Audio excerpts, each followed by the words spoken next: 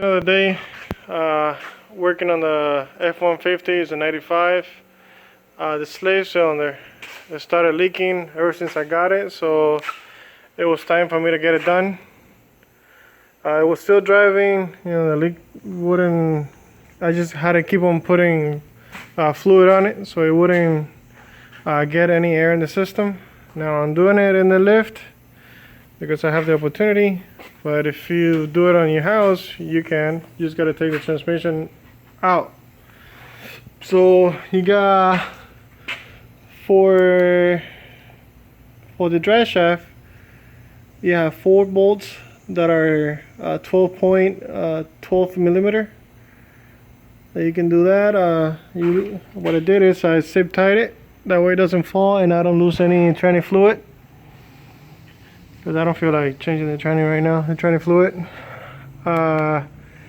You do that, and then you got 15s. There's a cross member right there. It has 4 bolts, 1 on each corner and 2 in the center for the transmission mount, and that's all 15, I believe. 15? No, it's 18, and then 18 lock nut and 15 head. How's that sound? So you do that, remove, and then you got your tranny bolts that are, I believe, 17 if I'm not mistaken. You got your tranny bolts, and then this is the quick disconnect line. This older model, this quick disconnect line, it's a garbage quick disconnect line. If you can upgrade for the newer lines, perfect. If not, you're gonna have to keep on using this one, but it doesn't matter. It's just a little pain in the ass to get it out. Basically, the tool with a kit comes with like a little hinge. You have to push this little plastic in all the way to be able to get it out of there. If it's not pushed in all the way, don't force it, because see, it has little teeth inside. You can see the little teeth. It's like a gasoline line that, unless those teeth are pushed in correctly, it's not going to release this one. So you do that, you have to loosen up your drive, your stick shift, your starter. You have to take your starter out, just right here. It's 2 bolts. I think they're 13 or 1.5 or half, something like that. And then see, this is my dilemma. See, it's been leaking for quite a while, and I really just been pushing it, and I've got time to do it now. But they already had replaced the clutch. It's a brand new clutch, for what I can tell. It looks old, but there's a brand new clutch.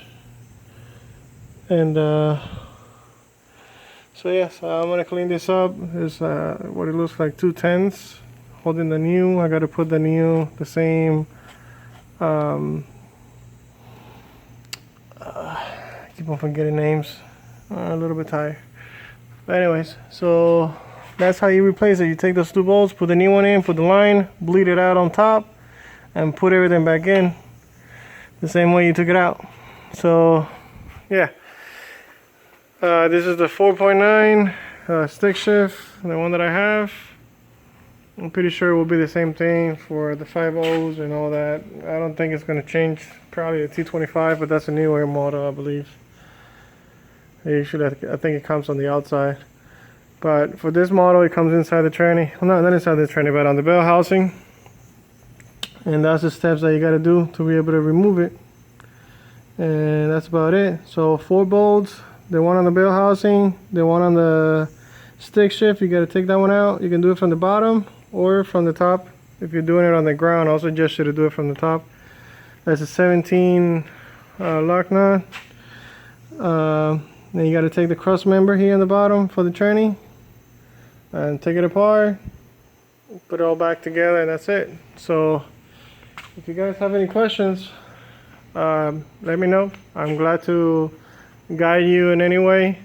I know every time I do videos, it's mostly just telling you how to get it done, but I don't really have the time to take a nut and tell you, oh, you got to remove this one, and take another one, oh, you got to remove this other one. I prefer just tell you what you need to take out, how to get it done, and I'm sure you'll figure it out. If you don't figure it out, you don't really know much of mechanic, and I wouldn't suggest you to get any of this stuff done.